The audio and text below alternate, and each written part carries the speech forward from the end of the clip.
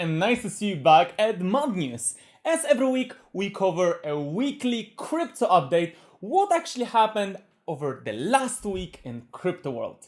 So, let's get into it. Let's start first with PayPal. PayPal set to launch crypto trading in the UK and may embrace DeFi. So the global payment platform wants to let the British that they're actually creating their own super app. So we'll see how it goes within the next few weeks and months as they're looking toward the United Kingdom as the next market which to expand its crypto trading services. But on top of it, PayPal starts significant crypto push in Ireland. So we see that global payments behemoth PayPal is on cryptocurrency hiring spree in Ireland because they said that company has opened several crypto-related job vacancies for its business unit that it's centered around digital assets. So we see PayPal is getting really strong with the crypto and also with their super app. So there's a really lot of cool stuff coming. Another thing, what you should do about Paraguay and what's that about? So actually Paraguay is becoming a new paradise for Bitcoin miners, looking at what happens in China and actually the ban of the late. Paraguay seems to be offering a Bitcoin miners exactly what they need, and it has emerged as the latest country many miners are actually migrating to. And why not China? Because China awareness towards crypto is an open secret, as so intention to drive most crypto miners away from the country.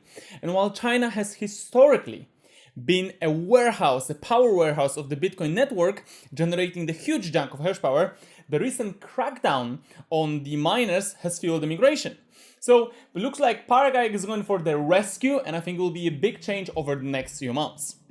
In different parts of the world, 11 crypto exchanges are shutting down in South Korea. The Financial Services Commission, the FSC, South Korea top financial regulator, has moved to shut down 11 local cryptocurrency exchanges over their involvement in illicit activities. So there are actually more of those that are happening. We saw already one in Mexico as well, when there are over 12 different exchanges has been shut down, which were local ones because of also illicit activities.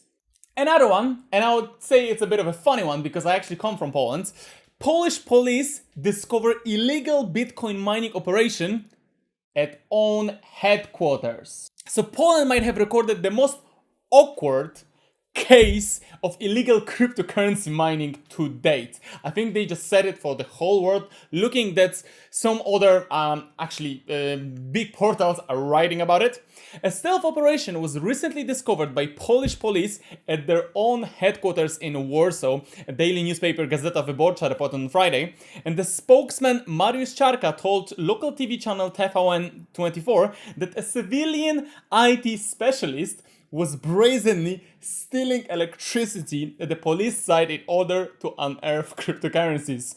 This is quite funny that, they say that such a situation shouldn't happen, especially at the headquarters of the police station, but obviously we see happening it here. The next big news, a 41 billion hedge fund, Golden Tree, has added Bitcoin to its balance sheet. What does it mean for anyone?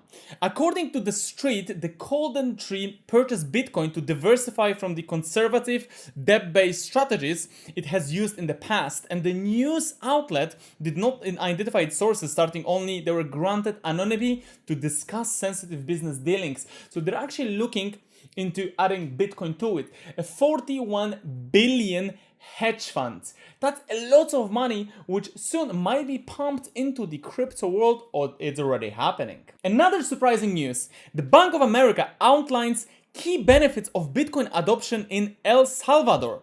So in surprising show of support, Bank of America, one of the largest banking institutions in the United States, recognized some key opportunities that Bitcoin can offer to El Salvador. The bank actually claims that the introduction of the world's largest cryptocurrency could potentially lower the cost of the remittances, which represent nearly a quarter of the tropical country's gross domestic product.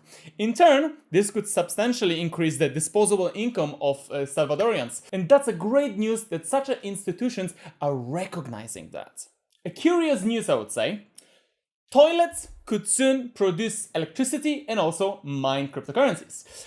Why is that? Because we see that professor in Ulsan National Institute of Science and Technology in South Korea basically turned lead into gold. Well, the toilet he created uses a human feces to produce biogas and manure.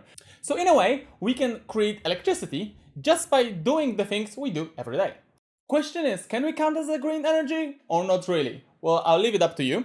And then we're moving to Goldman Sachs, which applies DeFi ETF.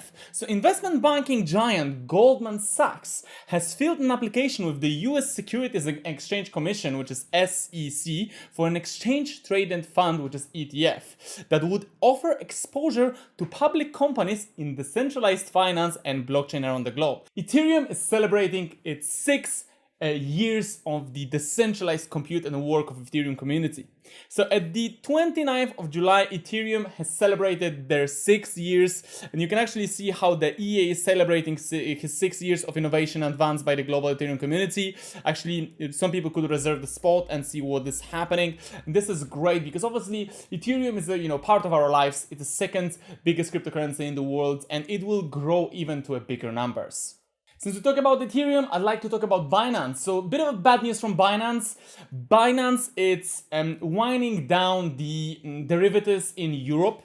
So Binance users in Germany, Italy and Netherlands with immediate effect not be able to open new futures or derivatives products accounts. And the exchange said on the platform it will happen at the moment when they release that statement.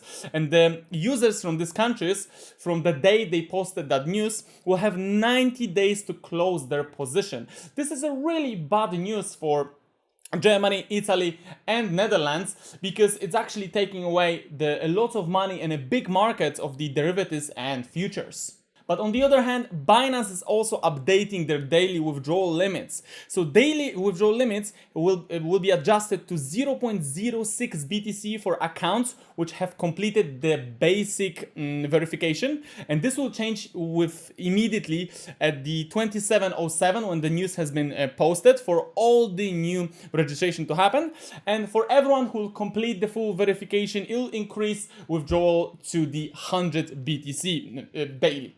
So we're still on a good place with verification and actually withdrawals, but as we can see, Binance is limiting and reducing that amount without the KYC verification, obviously to make sure that there's no illicit activities within their platform. One of the cool things for you, it's a terradrops.io, which offers some nice airdrops, which some people can grab just, for free. There are a few tasks which you need to fill in with different projects, but I think it's nice for people who are looking for some free tokens and free coins. And the last news, I totally kept it as the last one, as I wanted to make sure that, you keep it to the last time, that there's something which I think it's in a way special. And how would you sell dog treats so everyone in the world would know? It's really simple. Just allow people to pay in Dogecoin. That's what the Burger King did in Brazil because they allowed Dogecoin payments for the dog treats. And because of it, they actually grabbed a lot of exposure. And this is obviously a marketing trick because now everyone is obviously talking about it, the same because you're hearing that from me. But this is just one of the implementation of Dogecoin because there are already people paying for hotels and some hotels did it, some clubs. So there are lots of more implementation of different coins. But obviously, if someone is paying for dog treats with Dogecoin, then it makes sense that it would go as a nice marketing PR campaign. Well, this is it for today's Mad News. I hope you enjoyed it. If yes, just remember to leave a like and subscribe to the channel. So thanks to it, you won't miss any new updates and videos. And well, see you in the next video. Take care.